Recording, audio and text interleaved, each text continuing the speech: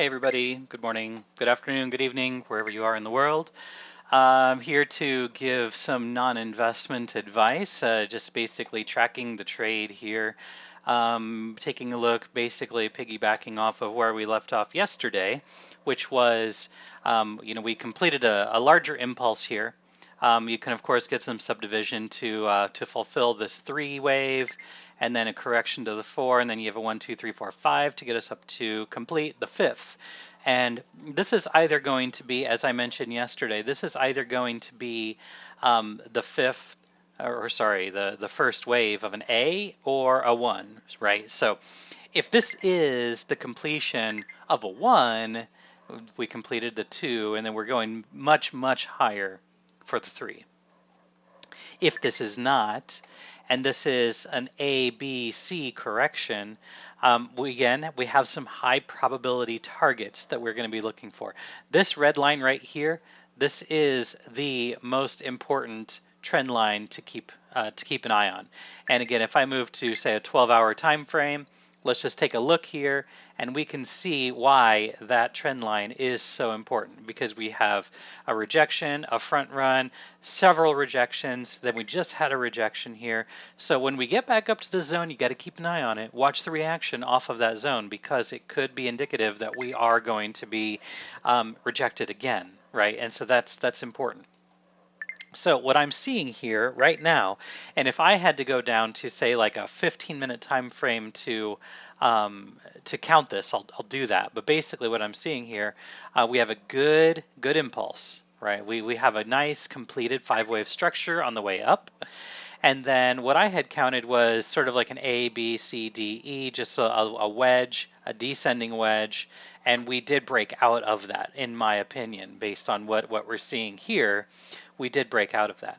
So now the question is, where are we going from here? Okay, so first things first, if this is a 1, 2, let me again move down to a lower time frame, maybe a 15-minute. Let's count this, okay? So we have potentially a 1, 2, and then this looks like a completion of a 3. We're going to be flagging here for a 4, and then going to be completing a 5. So now where is that going to take us? Again, using my trend-based fib, starting here from the bottom. So this is going to be our 1, 2. We only got up here to the 1, 2, 3, 6. Not quite. That's not what I want to see for a completed 3 wave. So if this is a 1, 2, and then we have a 1, 2, 3, 4, and then we're going up for a 5, we got to get up to about 10,500.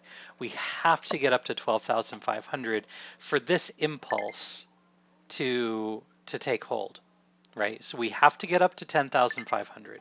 If we're not able to get to 10.5 on this run before we correct down further, say down here to about 10,200, then we're basically going to be getting a rejection. We're going to be moving our way down. Then we're going to start looking at the head and shoulder memes.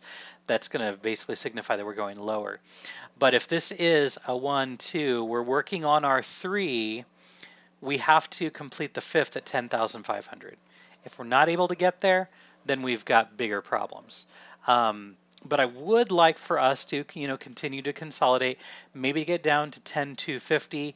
I don't want to see us get anywhere close to this 10,200, 10,210.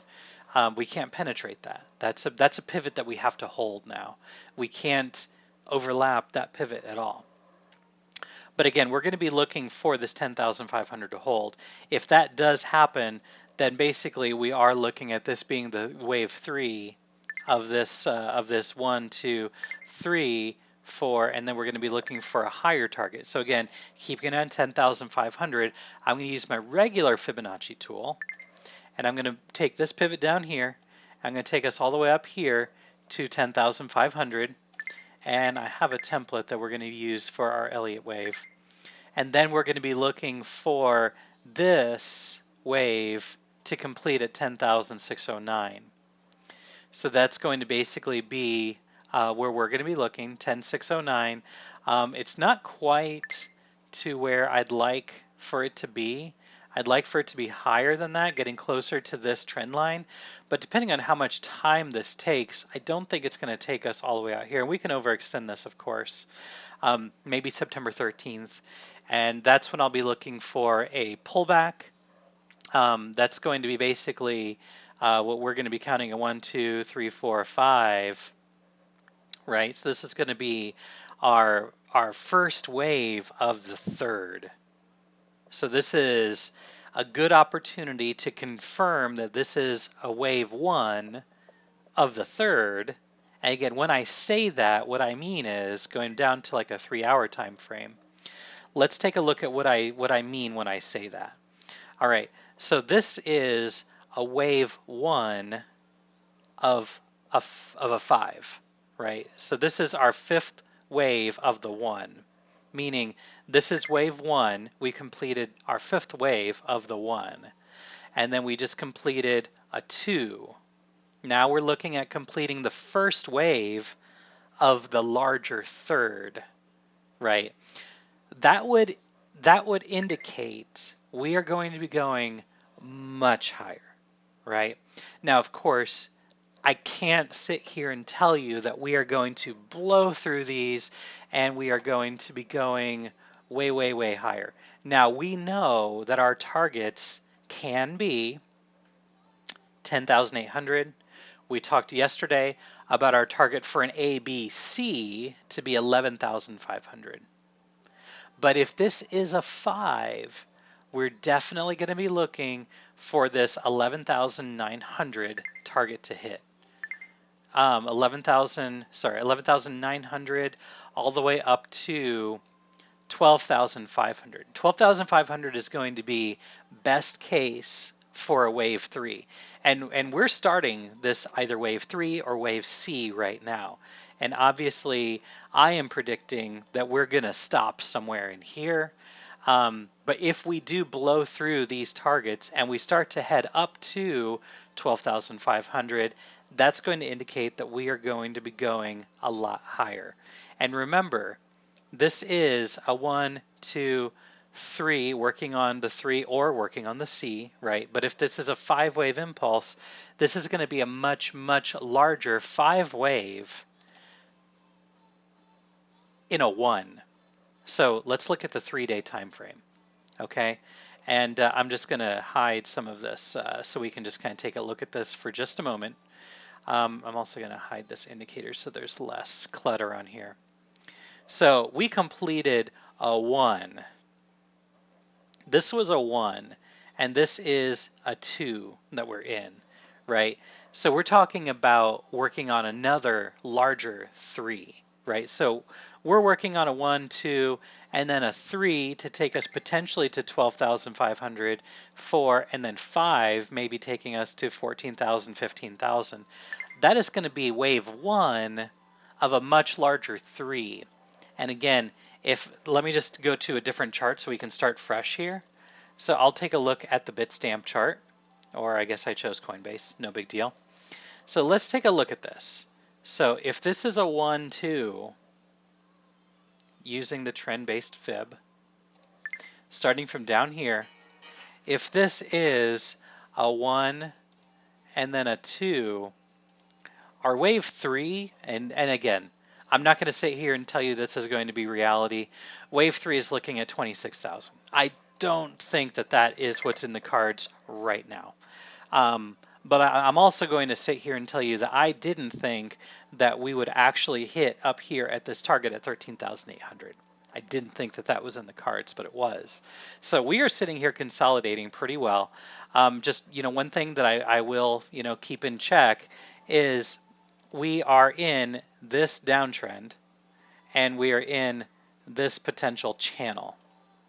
So again, going down to a daily time frame, taking a closer look at this, this is pretty solid because if you take a look at it, we hit the bottom here, we hit the bottom here, and then we really haven't. And again, I don't think we're going to go down to 6,400 again. I don't think that's going to happen. Potentially, we could come down here to this median line, this 8,900 possible. I wouldn't like to see that happen. But again, taking a look at this trend line that we have right here, if we break this trend line, then I do think it is possible for us to go down here to at least hit this median before we start to move back up. Okay, so we do have to acknowledge that there's two directions to the market. You can only go sideways for so long if we just continue turning sideways. If we move sideways and we don't really move up or down too much, we're going to go down. Very, very unlikely that we're going to move up. Right? We got to get volume. We have to move out of this trend line. If we're able to move out of this trend line, which again would be kind of almost a double top here, sitting at about 11,000, 10,900 or so. If we break down here, then I do think we're going lower. But, again, going to BitMEX, based on where I have all of this at currently, I am drawing this out, keeping an eye here at this trend line. So if we fail here, then this was likely an ABC correction and we're going to move back down. So keep an eye on that. Those are the things that you need to pay attention to. Right now, if you were to ask me, should you get into a trade, a swing of sorts, look for the pullback to, approximately, and let me just kind of pull this back here. I would be looking for a pullback to possibly 10,250. Yeah, 10,250 is about as low as I would want to go because I do think this is a 1, 2, 3 coming down for a 4. So somewhere between 10,250, but you're going to want to close out of that trade at about 10,450. Somewhere along 10,450 is where I would get out of that. Look for a larger pullback here because this is going to be our 3, and then pulling back to the 4, again, probably back to 10,250 or so before we move up to the 5. Which could be taking us again up to this this range right here.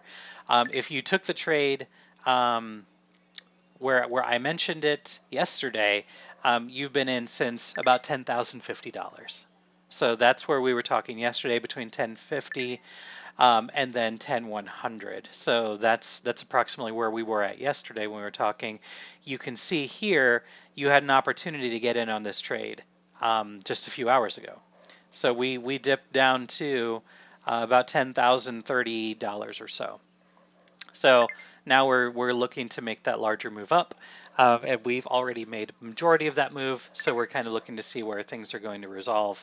Looking at this trend line for a breakdown, and then of course looking for a pop above it to see a little more bullish momentum. We're going to be looking for volume. So hopefully it helps you all. Have a good day, everyone, and I'll talk to you all later.